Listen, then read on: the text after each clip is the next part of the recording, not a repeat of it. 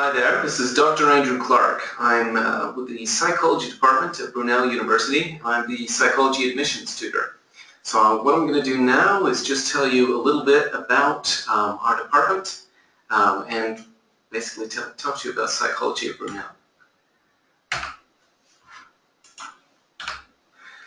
Okay, so why would you want to study psychology at Brunel? What do we have to offer that other universities don't? Well, there's quite a few things. One of them is that at Brunel we've got a unique range of modules that we offer at third year. It's a very diverse range. It's not the kind of thing that's offered at all universities. Another great big draw is the fact that our placement programs take place over 2 different work placements as opposed to just one. Other things, the university itself offers a great environment. There's a choice of programs within psychology, straight psychology and also psychology, sports and health exercise science. We also offer a great tutoring program, tutoring at Brunel. And in addition to that, we have a professional development center. And of course, our program is accredited by the BPS, which is the primary thing you need to be interested in when you're looking at psychology programs. So who we are, we're a very research-active staff, and we conduct research using world-class facilities. We've got very diverse research interests, as I said. We've got a lot of people in a lot of different disciplines. So for instance, we've got 3 of our researchers are interested in social and cross-cultural psychology, and we've got another lecturer who we're about to hire for 2017. We've got people who are interested in developmental psychology, including things such as autism. We've even got a couple of people doing psychoanalysis. We've got quite a center in something called evolutionary psychology, which is relatively new discipline but set to have a big impact in the future of psychology. We've got a health and clinical psychologist, Terry Dovey, and another lecturer, a new lecturer who will be hired in 2017. Dr. Subjechita researches psychopharmacology, but our biggest strength is in cognitive psychology, neuropsychology, neuroscience. It's where most of our staff have their interest, including 2 brand new staff who are just starting this year, Dr. Bianca Dehan and Andreas DeSantis. So we're very excited to have them. I hope you can get the idea that we've got not only a fairly young but also growing staff. And as I said, we've got a lot of diverse research interests, and that's really reflected in the type of psychology level 3 options we've got available. So these are the kind of modules that you can take at level 3. Optionally, you can choose from a number of different ones, and a lot of the ones we offer are not really offered anywhere else, so including things such as music psychology, animal behavior, research into eating disorders, evolutionary psychology, cross-cultural psychology, and many more. These are extremely popular at level 3. So we are really interested in getting students actively involved in doing research in level 3 dissertation. We really try to ensure that everyone has the chance to really contribute to the field of knowledge. So for example, this is a former dissertation student who actually got his dissertation thesis published in a prestigious journal. So he's actually being able to contribute to people's understanding of psychology. So really important, very impressive staff for an undergraduate. So these are the basic psychology program options that we've got at the moment. As I say, we've got straight psychology, and that's offered either as a 3-year program or as a 4-year professional development program. By professional development, I mean we have 2 work placements that take place during those 4 years. And we've also got psychology with sport, health, and exercise. And again, that's offered both as a sort of full-time 3-year degree or a 4-year degree with professional development. So just to give you more of an idea about what I mean by these professional development options, these, as I say, involve psychology work placements. And as I said, one of the defining features of Brunel psychology is that you don't do just one placement, but you do 2 placements. And that's split into your first placement, which takes place after level 1, and your second placement, which takes place just before level 3. And a lot of people say that this separation of a placement can be very useful because it means that you get to try different work experiences. So some of the type of things that people have done, lots of people do work in clinical psychology, working with a mental health trust, or a community-based program, such as, for instance, the Healing and Healing Victims Support Group, or Catch-22. Lots of people end up doing research in psychology for their placements. They work either with a medical school or sometimes doing research for mental health trust, or even at various other different universities working with other psychologists.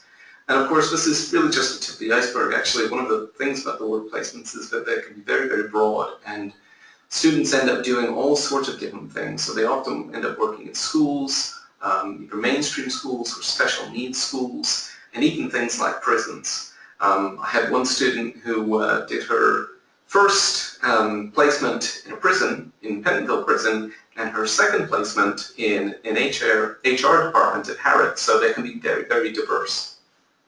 So let me tell you just a little bit about employment prospects for psychology. Psychology is an interesting degree because you end up with a much broader range of skills than for other degrees. And for that reason, actually, psychology graduates tend to be very employable. And they actually find most work outside the discipline of psychology. So just because you're doing a psychology degree doesn't necessarily mean you'll end up working as a psychologist. 94% of Brunel graduates are in work or study after completing the course, 6 months after completing the course. And about 50% of these are in some sort of master's or postgraduate course. So we're either doing teaching training or we're doing a master's in something like health psychology, neuroimaging, organizational psychology or occupational psychology, or various other things. So just giving an example of the kind of graduate roles that people do, things like, as I say, one of the things about psychology is they're very, very broad. So that's in this example list, you can see how broad it is. Things like domestic violence caseworker, victim support, all the way up to things like brand consultant, market researcher.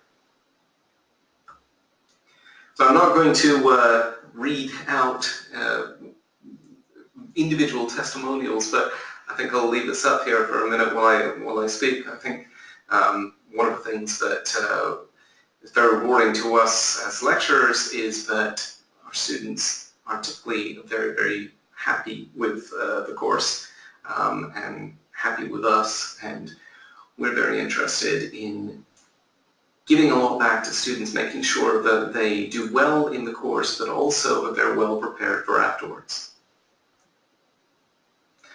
Okay, so now I'm just going to hand over to one of our undergraduates, Louisa Spence, who can tell you a little bit more about life as a psychology undergraduate. Thank you.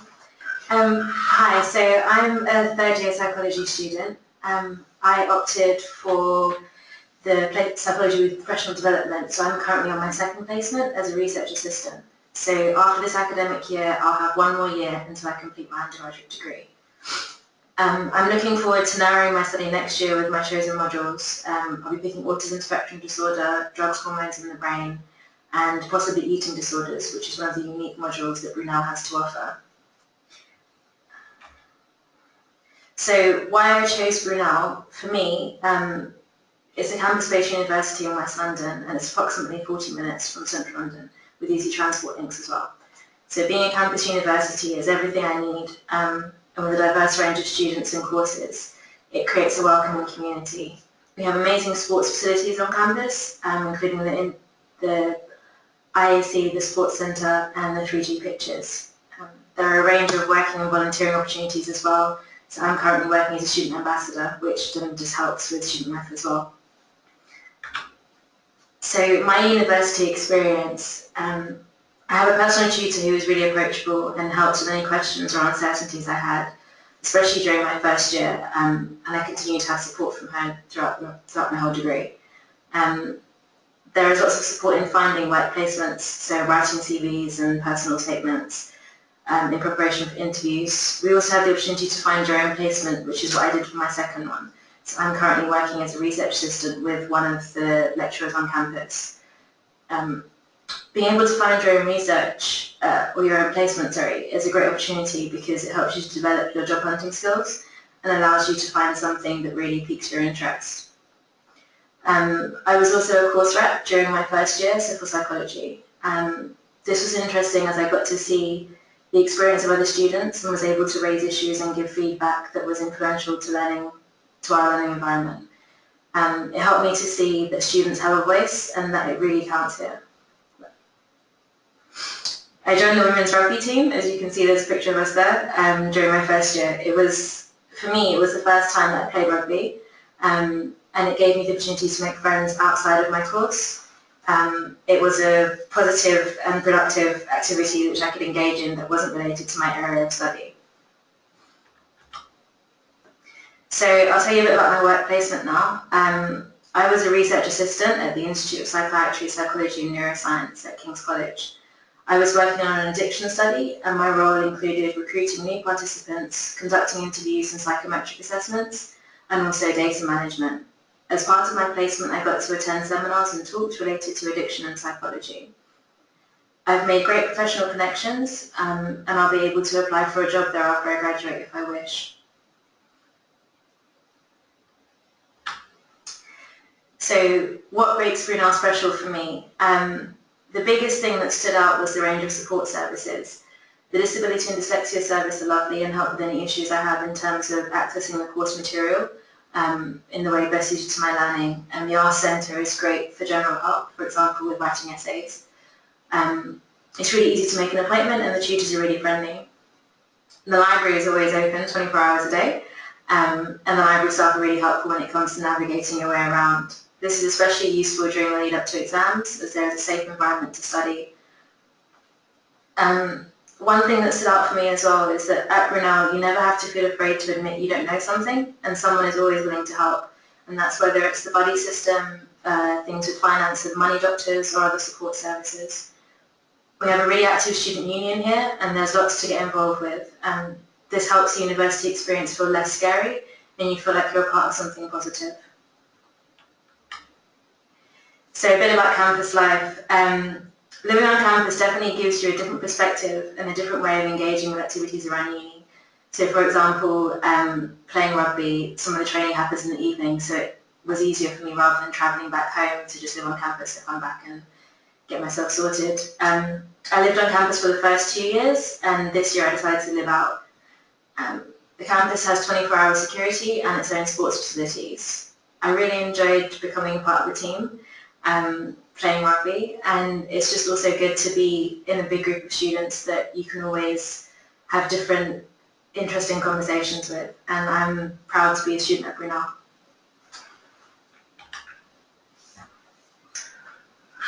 Okay, thanks. So now I think we're going to take some questions, both from me and Louisa. So essentially, you can write those in and we'll answer from this day on.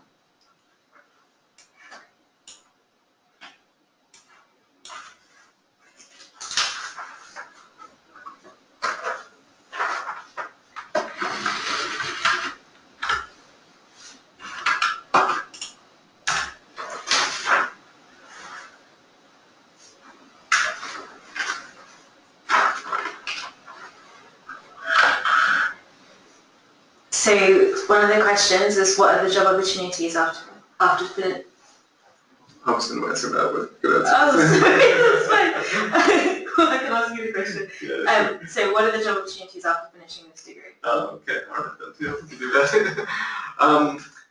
So, as I say, they're very broad, and actually this might help this slide. It is true that, like, psychology, as I say, most graduates find work outside the discipline, so what that means is actually it's very hard to sort of pigeonhole exactly what it is that psychologists do, or what you do with the psychology degree, for instance. A lot of people find work in lots of different businesses, in lots of different sectors. So, you know, some people end up working with the police, some people end up working in HR departments for banks or for marketing companies. People end up wanting to actually train more in more traditionally psychology-related disciplines, such as, for instance, doing a master's in counseling. Quite a few people end up doing a teaching degree. It's really, really quite broad. And one of the reasons that is because psychology prepares you with not just writing skills, but it's a science. You learn to organize and deal with data. So it's in demand for that reason. Really, in a lot of ways, it's the best of both worlds. You get a lot of hard science skills, but also you are more experienced at applying them to human, real-world applications. Okay, I'll answer this next one as well. This is there a lot of maths involved in the course? Well, from my perspective, no. Louisa, I don't know if you've got a different perspective. It depends. I think there's more than I expected, but it's not as maths heavy as you would think.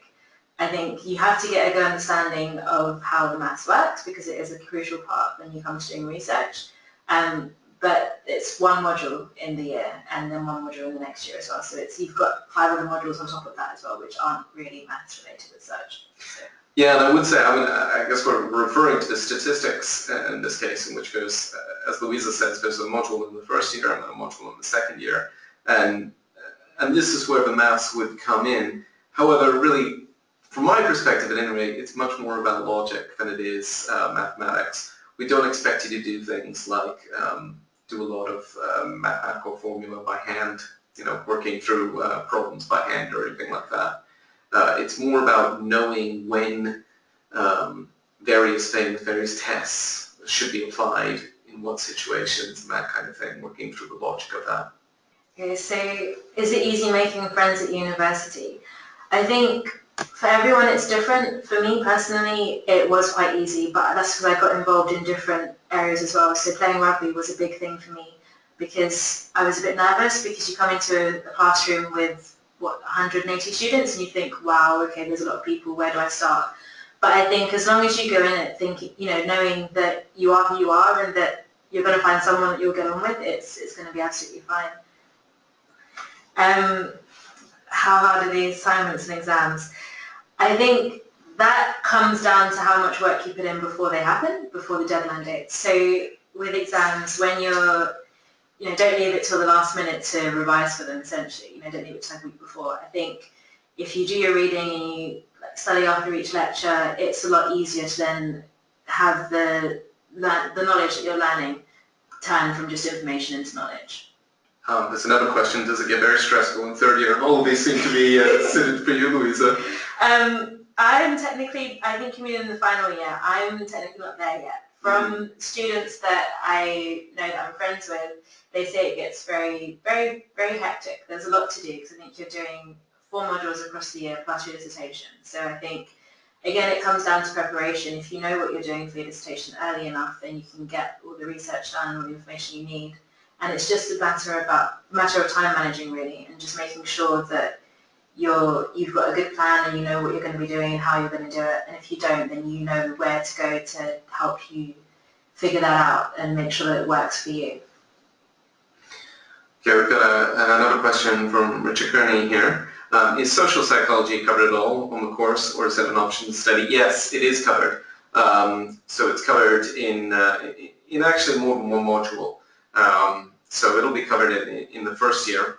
But there will also be options at third year which would traditionally incorporate something that you would call social psychology. So for instance, the cross-cultural psychology module, it's more or less traditional social psychology, but extending this beyond the borders of just the normal university student population that social psychology was usually restricted to in the past.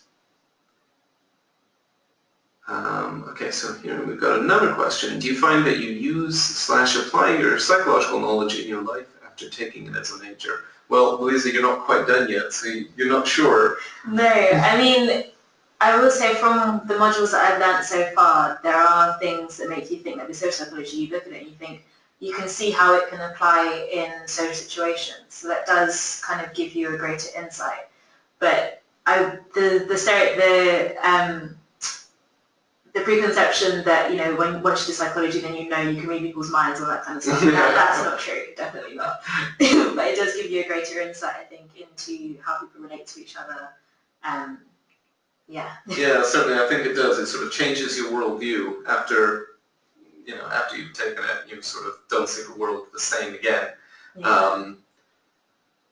Yeah, I think that's a very good way of putting it. What kind of psychology do you offer as a master's degree at Brunel? Straight psychology or specific?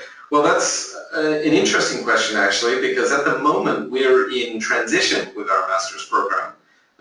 So we haven't quite worked it out.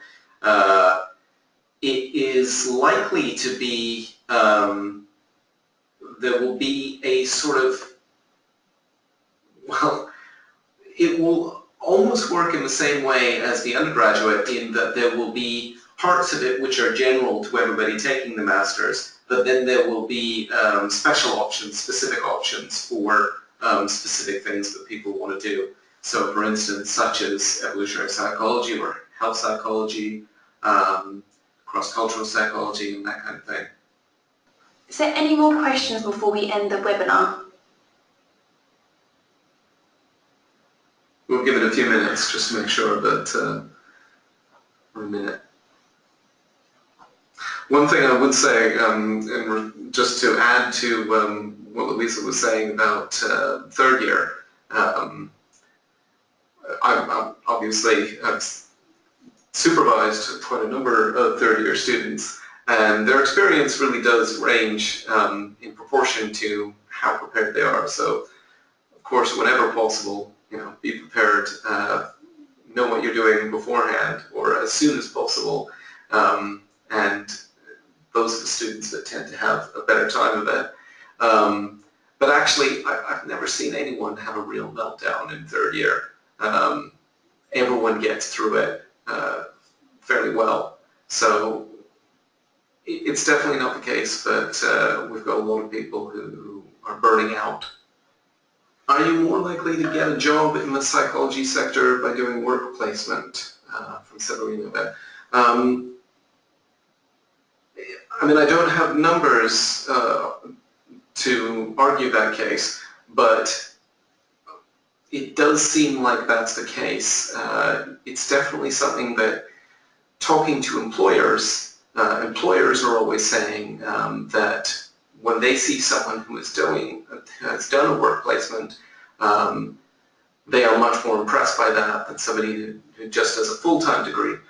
So it definitely does seem to give you an advantage in the eyes of employers, at least from what they tell us. But I think actually it probably is more likely, because I know a lot of students who have gone on work placements and then found that that was a good way of making connections and even getting a job at the work placement in the future. So I think it's almost certainly more likely to get you a job in the future doing a work placement. And Louisa wants to add to that as well. Yeah, I agree. I think you can still get jobs if you don't have a work placement, but I think the skills that you can learn depending on where you do your placement can come in handy and can be invaluable. So my first one was a research one, so learning how to do psychometric assessments and data analysis. That wouldn't be something you'd necessarily learn hands-on in the course, so it kind of gives you a bit more, something more to offer to employers. And I think connections is really important. So whenever you're going for a job or something, it's who you know and how you know it, and how you can then apply that knowledge to the position that you're applying for. And I think that the more experience you have, the more you have to offer, and the better whole-rounded candidate you would appear to be. Okay, so this question, do you feel living on campus as opposed to living away is considerably more beneficial for your studies and overall university experience? For me, I live about 2 hours away from uni on public transport, and I don't drive. So the travelling in and out is time consuming. And for me personally, I work better in the library than I do in a home environment. And that's just, like, everyone's different, everyone has their own personal experiences for it, but I think it's knowing what works for you. I mean, there's pluses and minuses from living on campus, but I think it's a great experience to have, and it teaches you a lot, and you learn a lot about yourself and about working with other people, living with other people. If it's something you're interested in, it's definitely worth trying it. I mean, first years and final years get priority for accommodation anyway. But if you don't find accommodation on campus, then you can also, there's accommodation services the university has that are off campus too. It does then definitely help them with the 24-hour library, because obviously then 2 hours journey isn't going to be realistic at like 2 in the morning. So yeah. Okay, another question. Important tips and advice for effective studying. A-level exams are really close. Okay. It comes down to finding a method that works for you. Some people find mind maps really useful. Some people find just reciting big pieces of text work. You have to kind of figure out your learning style and figure out how you can consolidate the information and how you're going to be able to relay it back. A lot of it is to do with preparedness, I think. Andrew, what do you think? I agree with you about like finding a way that works for you. I mean, I used to always outline key points and make sure that I could sort of look at the outline and be able to rattle off important concepts and ideas using very little prompts and knowledge in order to help. So, I mean, that worked very well for me, although I didn't actually do A-level exams. I did my, I went to high school in Canada, so I went through a slightly different experience, but I'm sure it's very similar in those ways. I think organization, find some method of organization that works for you and that you will actually be able to stick to. So don't do something that you can't possibly stick to, because otherwise you just won't do it. Choose a method where you're actually going to be able to stick with it, and that's got a far greater chance of actually being able to pay off. Okay, so we'll give it just another half minute to see if we've got any more questions coming in. Do you think there's anything additional that we haven't covered yet, Louisa? Not that I can think of. I would say when you do come to uni, get involved with as many societies as possible. There's a whole range to choose from. There's a psychology society, and there's also loads of things like chess club, and you can learn to play poker if you want. There's lots of languages that we do as well. I think Taika was saying you like 7 languages here. So there's lots of opportunities to get involved in things that are completely different to your study, and you can really make the most of it. Yeah, that's a really important part of university, really. Being able to take advantage of just a huge variety of things that are available in such a small place, all the sort of different ideas you can be exposed to, all the different experiences you can be exposed to. I mean, a lot of people consider university to be best years of their life for that very reason. The sheer amount of opportunities they get in such a short amount of time. So whatever you do and wherever you go, make sure you do make the most of that. Any particular pitfalls to avoid when studying at university, and useful tips to help prepare prior to starting the first year? Well, again, I think this is something that maybe Louisa can answer as well, but obviously the main pitfall that I see with students is procrastination. So getting behind on reading, getting behind on revision, getting behind on assignments. I mean, that's the main thing that seems to trip people up. Really, there's a lot to do in the program, so it's very good to get organized early and really make sure that you're keeping up with all of the assignments, all of the readings as they come. Yeah, I agree. I think that, you can never underestimate how much reading there is, in the sense that you'll read one thing and you'll find it interesting and it will take you on a diversion to somewhere else. And I think giving yourself enough time to divert, to fulfill your interest, but also then get back to the point of what you need to do for your essay, exam, or assignment, is really key, because there's so much of material out there and you can just spend hours in front of a computer reading, and you can sometimes miss the key part of what you're meant to do. And I think that you just need to give yourself enough time and really just never underestimate it, really, I'd say. And in terms of preparing prior to the first year, to be honest, I think that make sure that you get enough sleep during that summer. Really rest up. I wouldn't necessarily suggest you need to do a lot of in-depth study prior to that. Probably more importantly would be to find a sort of popular science book about psychology and read that, because I think that will really sort of prime you to want to learn more when it comes to starting. So yeah, I think it's probably more important to make sure that you're well rested beforehand. Yeah, I definitely agree with that. Pulling all-nighters works every now and then, but it's best to have a good sleeping routine, to know your limits, know what works for you as well. If you study better in the evening, then that's fine, but then sleep during the day and don't miss lectures, obviously. But you have to rest, and you have to study as well. And I think that finding a good balance. So me doing rugby was me tiring myself out after doing 2 lectures that day, and then being able to crash out 8 hours to get back up in the morning and then get back onto the books. And that was how I made it work for me. Not everyone's going to want to do sports, but you'll find something that works for you. But don't underestimate how important rest is. Okay, well, I think we've reached an end of the questions.